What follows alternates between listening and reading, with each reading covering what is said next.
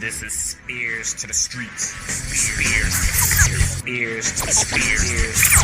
spEarz to the streets. spEarz to the streets.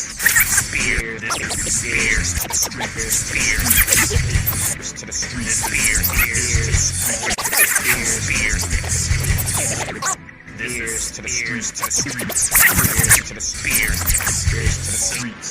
spEarz to the streets.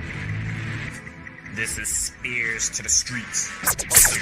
Get down to the beat, or get beat down in the street. The recent four-way for the Evolve Championship functioned as intended. 4 underrated women with WWE IDs were given an opportunity to compete for gold. But since Evolve is an introductory stable lower than even NXT and WWE's promotional tiers, scrutiny is to be expected.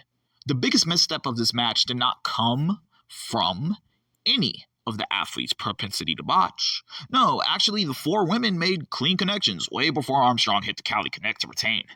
The biggest problem with this championship match was the slot placement. NXT veterans and now TNA's Carmen Petrovic and Nikita Lyons had no business in that ring with Chantel Monroe or Kylie Armstrong.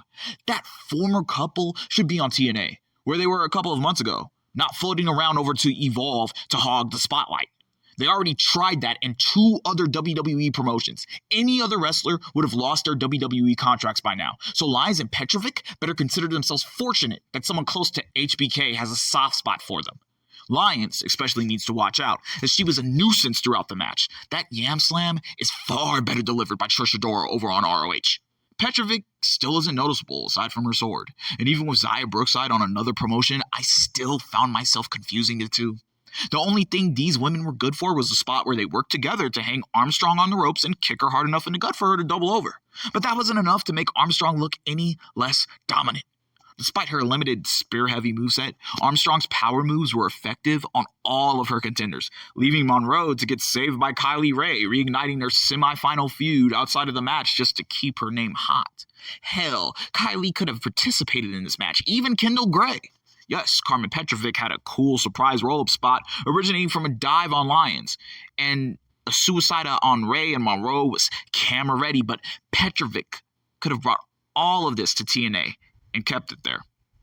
And I love the fact that Lyons took the pin, especially since she rode the body positivity wave of the Biden administration to get where she was. And once Biden got ousted, she's now turned into a floater. But she needs to float away from Evolve because there's women in that roster that haven't had to play musical chairs across WWE's women's division because they were hired for DEI purposes. Armstrong's power bombs also deserve notice as some of the better highlights of the match, but both her and Monroe need to add more to their movesets or risk being upstaged by floaters well on their way out the door of pro wrestling's biggest promotion. This was less of a fatal 4-way and more of a prelude to a pink slip.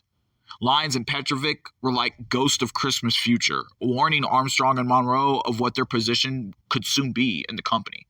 A title run and the birth of a feud with an indie giant isn't even enough for Armstrong and Monroe to take their foot off the gas for a second. Haunting. This is spEarz to the streets. spEarz to the streets. spEarz to the streets.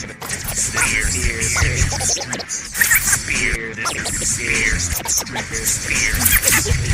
to the streets. spEarz to the streets. This is to the streets. spEarz to the streets. spEarz to the streets.